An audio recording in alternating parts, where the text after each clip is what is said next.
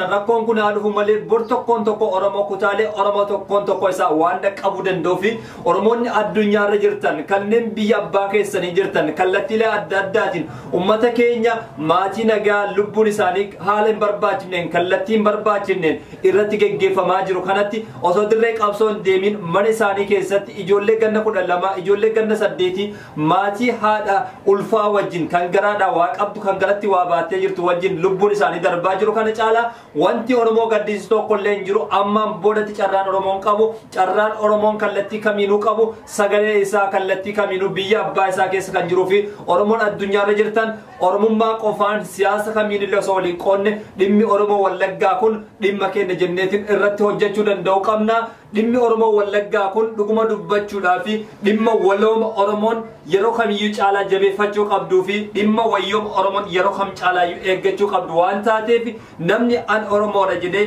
Oromummaa isaatti amanu namni an Oromoodha jedhee Oromummaa isaatti boonu dhimmi Wallaggaa kun garaas nyaachuu qabdi yeetiin dabarsa keessaayyuu yeroo ammaa kanatti kallattiilee adda addaatiin rakkoon Oromiyaa keessaa godina Wallaggaatti irra deddeebiidhaan yeroo tokko osoo hin taane yeroo lama osoo hin taane irra deddeebiidhaan hawaasi keenya Wallaggaa irratti mul'achaa jiru kun rakkoo dhuguma dubbachuuf nama ta'uun qofti gaadha abbaa fee ta'uu danda'a saba fee ta'uu danda'a namni namummaa isaatiin haala hin barbaachifneen kallattii hin barbaachifneen lubbuun namaa yeroo akkanatti baddu waan nama garaa nyaatu qofaa miti namummaa ofiitiin yeroo itti of jibbinu keessa jirra jechaadha dhugaa dubbachuu Oromoonni biyya keessa jirtan namni hoggansa adda addaa keessa jirtan namni kallattiilee adda addaa keessa jirtan lubbuun namaatun garaa isin nyaachuu danda'u qabdi lubbuun namaatun haala laayyoodhaan haala salphaadhaan kan biyya ormaa jiru kun mana hidhaatti yeroo lubbuun isaa darbaa jirtu kun immoo qe'ee isaa irratti biyyuma abbaa isaa keessatti mana isaa keessatti yeroo akkanatti rashanan kana caala wanti Oromootti dhagahamu tokko illee hin jiru jechaadha kanaaf ilmaan Oromoodhaa addunyaa jirtan biyyoota adda addaa keessa jirtan kallattiilee adda addaatiin dhimmi kun nu ilaalaa kan jettan jechaadha biyyoota adda addaa keessa jirtan kallattiidhaan waan kanarratti gita kamiinuu dhugumaan dubbachuudhaaf akka baatanii uummata Oromoo bira dhaabbatan isiniin jechuun barbaada. Ajjecha jumlaa jimaata kaleessa elgaddaa fulbaana 15 bara 2023 godina Wallaggaa ba'aa ana gidda ayyaana bakka garaadichoo jedhamutti raawwatameen lubbuun Oromoota 35 ol darbuun hordofee fayyadamtoonni miidiyaa hawaasaa fi hawaasni siyaasaa qeeqaa bal'aa mootummaarratti dhiyeessanii jiranii kun dhugaa jirtudha yeroo Oromoon biyya bulchaa jiran jedhanitti yeroo abbaan biyyaa Oromoo jedhamee addunyaan guutuun quba nu qabdutti ilmaan Oromoodhaa jumlaadhaan waraanaa miti kasute lammi nagayaati siviiliyaan kanaaf hawaasni addunyaarra jiru kallattii kamiinuu komii isaanii dhiyeeffachaa jira ajjeechaa jumlaa Wallagga bahaa aanaa giddaa ayyaanatti Oromoo irratti raawwatameen hordofuun namoonni siyaasaa fi fayyadamtoonni miidiyaa hawaasaa yaada isaanii ibsachaa jiru jechaadha mootummaan humna finxaalessa faannoo leenjisuun hidhachiise uummata Oromoo irratti bobbaasuun dhiiga lammiilee qulqulluu dhangalaasaa jira jechuudhaan hayyoonni siyaasaa fi fayyadamtoonni miidiyaa hedduun isaanii waan kana dhimma kana walirraa fuudhanii dubbachaa jiru jechaadha. namni siyaasaa Itoophiyaatti dhiyeenya hordofu Yaayaa Bashir ajjeechaa giddaa ayyaanatti raawwatame hordofuudhaan barruu barreesseen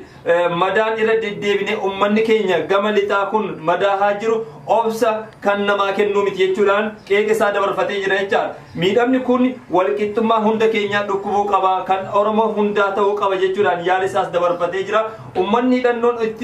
Ummanni hidhannoon ittiin ofirraa ittisuus hin qabu yeroo ammaa kanatti ummanni keenya rakkoon guddaan rakkoon jabduun ummata keenya harkaa qabdu yoo jiraate hidhannoo mataa isaan qabu kaleessa ummata keenya hidhannoon irraa hiikamee jira har'an tana ummanni keenya harka qullaa faannoo fuuldura dhaabbachuu hin dandeenye kanaaf hawaasni Oromoo kallattii barbaachisu kamiinuu ummata kanaaf sagalee ta'uu qaba jechuudhaan gameeyyiin adda addaas barreessanii jiran jechaadha.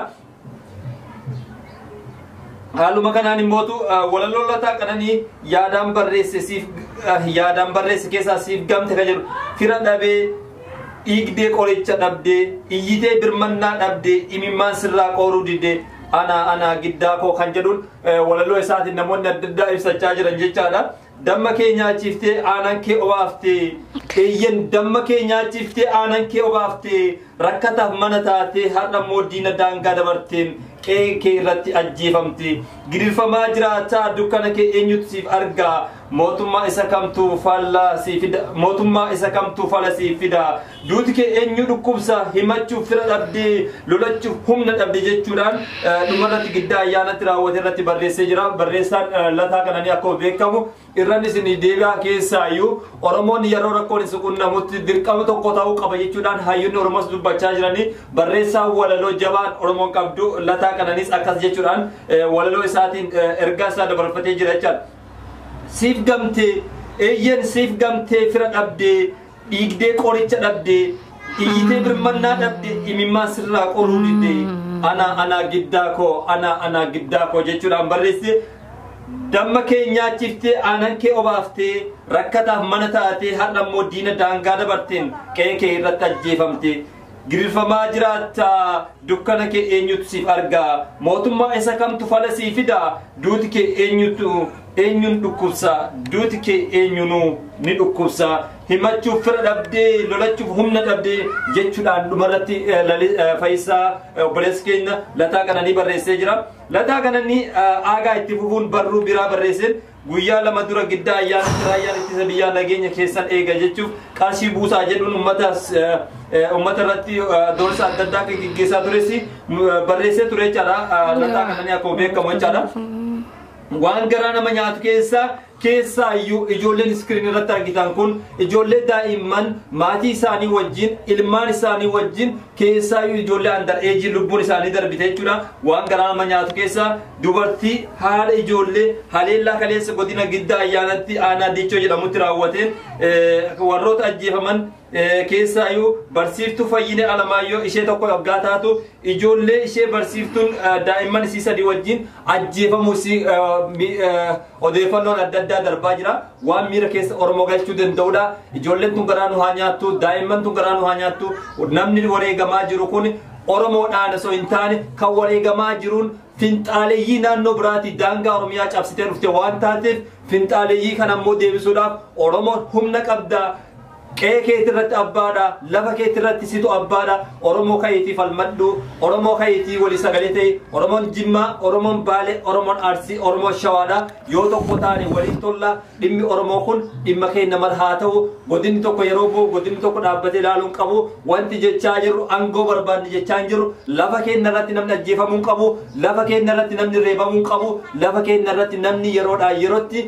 doorsifamuu qabu kan jedhu Oromoon dubbachaa jira malee Oromoon bololli aangoon qabu Oromoon bololli hawaasa biraa irratti duulu sabab sablammii biraa irratti duulu tasumallee hin qabu. Kanaaf ilmaan Oromoodhaa addunyaarra jirtan warroonni kallattiilee adda addaatiin Oromoon yeroo tuqamu kallattii adda addaatiin hawaasa keenya kallattii adda addaatiin gargaaraa jirtan namaa fi miti rabbiin biraa galata qabdanii. Kanaaf Oromoo Wallaggaa bira dhaabbachuun Oromoo Wallaggaa qofaa miti obboleewwan keenya Walloo yeroodhaa yerootti rakkoon itti deddeebi'aa jirti. Kanaaf Oromoo wal malee maal qabna kan jedhu san dhugaarraa oolchuun isinin jedha. Warroonni nu dhaggeeffattan warroonni sagalee adda addaa taatan galatooma dhimmi Wallaggaa kun amma sirra deebi'ee isinitti hima dhimma waloomaati dhimma siyaasaatti dabsuu dhiisaati dhimma namummaati namummaa qofaan nigaa Wallagga bira dhaabbachuun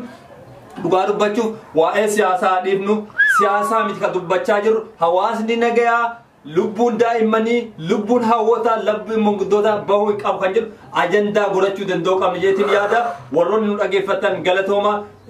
sagantaa birootiin hanga walitti deebinutti dhiifama nu godhaa yoo isinitti mufachiifnes yoo afaan akka tasaa waan hin taanes kan dubbannu taate warroonni hordofaa jirtan hundinuu noof kolchaa isinin jedha. Dhugaa dubbachuuf waan baay'ee mataa nama dhiphisuudha. Daa'imman akkasitti wareegaman yeroo hedduu dubartoonni akkasii wareegaman yeroo hedduu manguddoo uleedhaan gad jedhee deemu manguddoon yeroo wareegamu wanti kana caalaa nama gaddisiisu tokko hin jiru jechaadha. Biyyi garamitti akka deemaa jirtu tarsiimoon Oromoo balleessuuf deemamaa jiru kun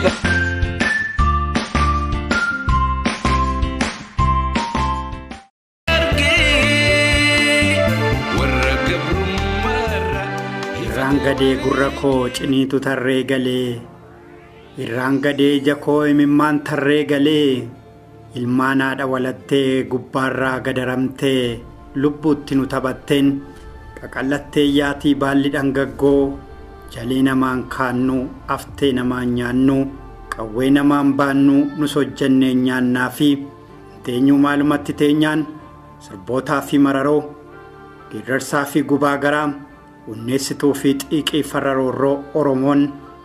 baroota 1960moota keessattiin quuqqaa lapheesaa baafachaa turedha. Hanga yoonaa tooftaa sobaa uumtee qonnaan bulaa roorroodhaan dhamaafteenis hiraarsaa sirni mootummaa dhufaa darbaa Oromoo irratti raawwate mormuu fi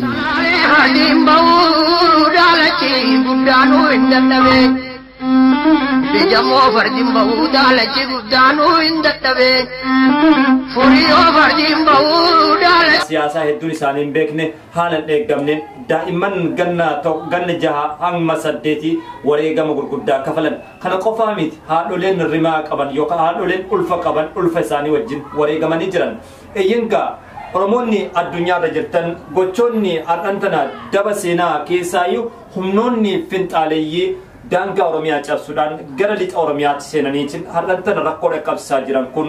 maaf garaas hin nyaanne. Oromoon kutaa biroo dhimmi kun dhimma keessan ta'uu beektanii kallattii danda'amu kamiinuu hawaasa Oromoo Wallaggaa bira akka dhaabbattan asumaan yaamicha koo isiniif dabarsuun barbaada. Oromoo Wallaggaatti birmachuun Oromoo ta'uun qofti gaadha. Bunni Oromoo Adiwaa irratti dhiigaan seenaa hojjechuun Itoophiyaa yookaan du'a labsuu qofa osoo hin taane guutuu Itoophiyaatti sirna abbaa lafaas cabsuudhaan abbaan lafaa lafa isaa irratti abbaan qe'ee malkaa isaa irratti akka mo'uuf aarsaa guddaa kaffaluun ciisanyaa fi cunqursitoota biyyarraa cabsuudhaan seenaa biyyaa jijjiiraniiru.